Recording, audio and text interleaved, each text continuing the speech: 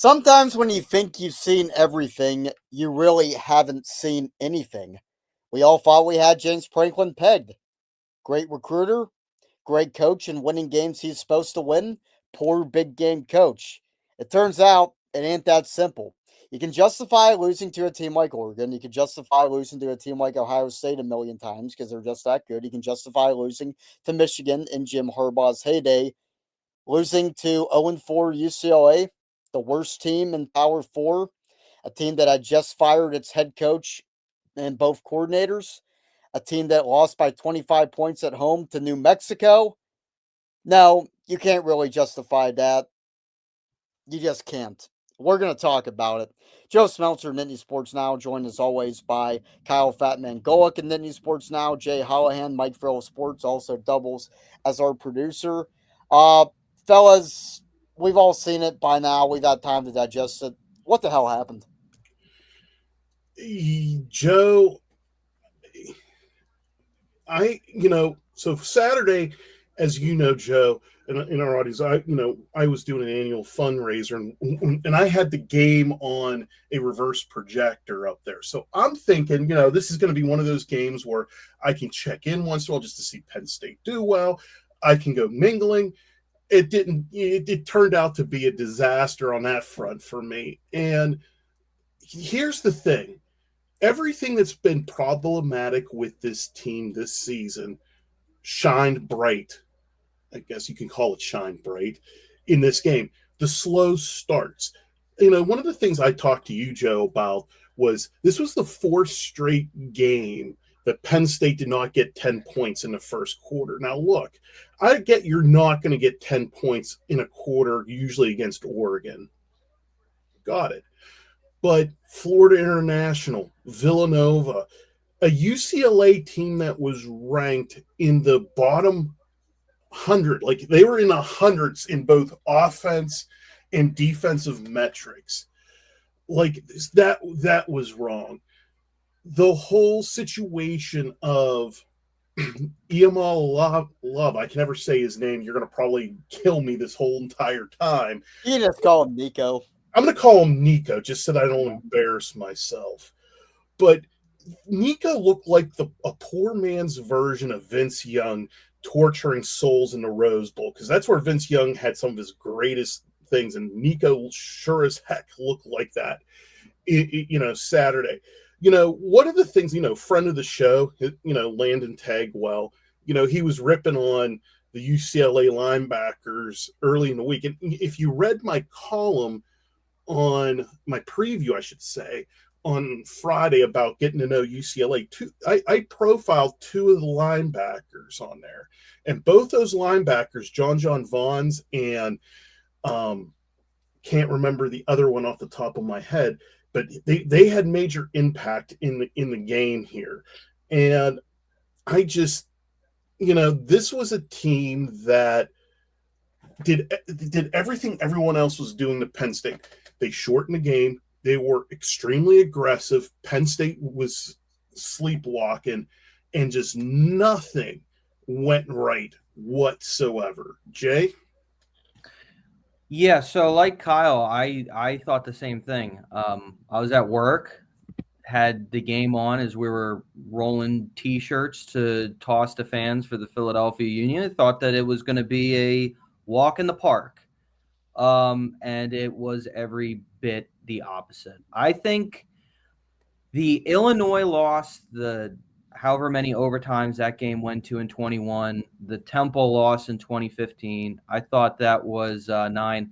Thanks, Joe. I thought that was probably the worst of it for James Franklin. This takes the cake with the amount of hype that this team had heading into the year. If you were to tell me that Penn State and Texas too would be unranked in early October and their playoff hopes would be dashed, I would have thought something catastrophic happened. And from the sounds of James Franklin, it seemed like the only thing he really blamed the loss on, or really could put the loss on, was travel, and losing Tony Rojas as well was another thing. And I get it. Losing Tony Rojas, it was going to be a problem. I thought there was probably going to be a chance they wouldn't cover the 24.5 point spread because maybe it would take their linebackers some time to adjust. Maybe UCLA would end up making it like a 31-10 game or something. They get like a backdoor cover. I don't know.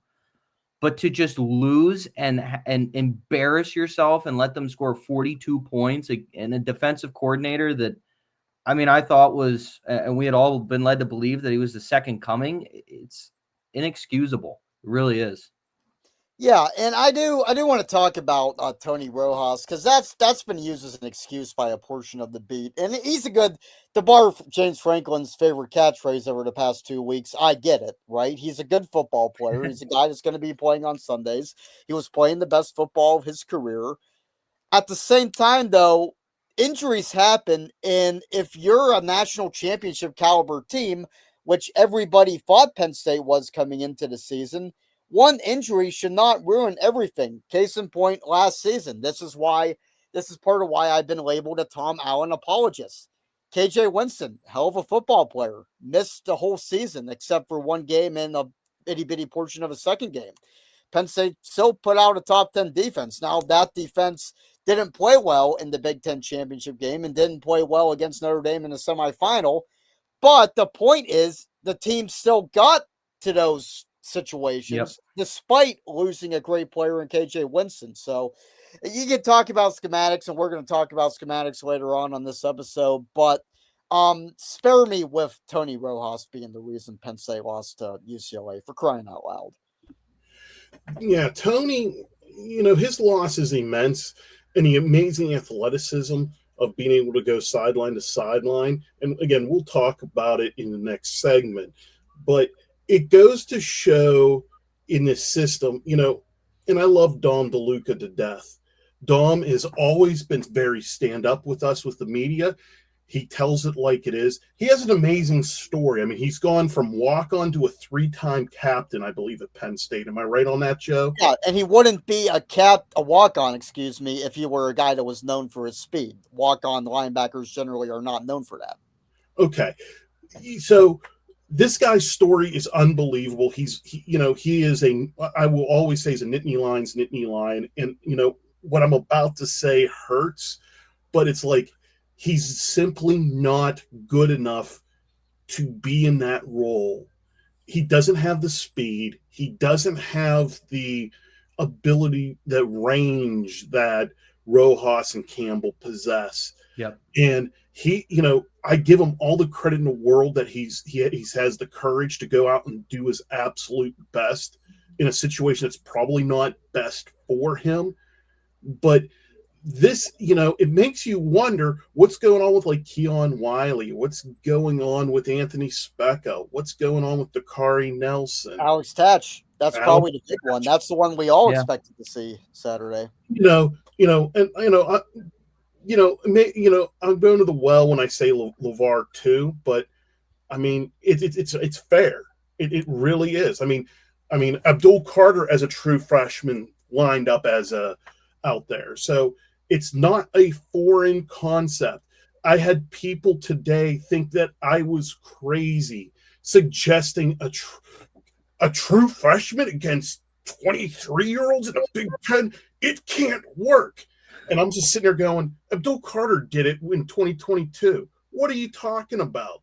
If the guy got the skill, why? You got a true freshman playing at defensive end right now. Mm-hmm. Chaz Coleman at edge. You got Darius Dixon in rotation at corner. Guys, this isn't Joe Pa's 1970s when freshmen are ineligible. Freshmen make an impact. There is no doubt in my mind that Alex Tatch, who has been getting some top-level reps, could have done a better job out there. Or, this is what Knowles told me at Big Ten Media Day. I asked about the 2-linebacker scheme. Again, we'll talk about it a little bit more in depth in the next segment, but he said there will be times there will be 3 linebackers on the field. Hey, Joe, did you check out the snap report on Sunday or Monday for UCLA? Do you know how many linebackers participated for Penn State on Saturday? Was it only 2 linebackers? Ding, ding, ding, ding. 2. and we know which two they are. So, guys, I don't know what's going on. Here's the thing: you could go onto YouTube, our audience, find a Jim Knowles video that I asked him. You can see it for yourself. He said we will use 3 linebackers. But Dan Connor even said the same thing. So, what's going on? They were using them. They were using 3 linebackers throughout the season. Yeah. For playing UCLA. Yeah, I think it just reflected how poor the linebacker depth is. I mean, we knew it in the spring because they obviously went out and got Amari Campbell, but that was the spring. I thought by fall camp, they would have at least had it figured out. They would have had some depth there. That way, if, God forbid one gets hurt, you have someone else. And it didn't happen. It's unbelievable for a linebacker, mind you. Yeah, it goes back to what I said a bit ago. This wasn't a mystery. James has said it all off season, from the blue-white game, the media days, to the Penn State local media day, etc. We need linebackers. You got Amari Campbell in. So what should have been your priority? Can we fast-track one of these freshmen? Does someone get it? Apparently Tatch gets it, so why aren't we seeing him? What's going on with Keon Wiley? Why doesn't he get it? Dakari Nelson pivoted from being a safety to a linebacker. What is happening in that situation? There is so much. Why are we saving LeVar too? Like, when I was at the one practice after media day, LeVar too was holding his own both in the drills, and I watched a thing. I was beside a friend of the show, Zach Seiko from Locked On, and I watched Nick Singleton, we'll talk about him later, and LeVar 2 engage. And look, LeVar 2 looked like he belonged. I get that's practice, but the fact that the team did not even try to get him involved in the first 3 out of conference games, that's a shame and a misuse of opportunity of developing experience and getting valuable reps to the youngins. Well, I have plenty to say about what you just alluded to, Kyle. Nick Singleton, more talk about the defense because it was just that bad on segment 2 of this interesting, to say the least, episode of Joe and the Fat Man.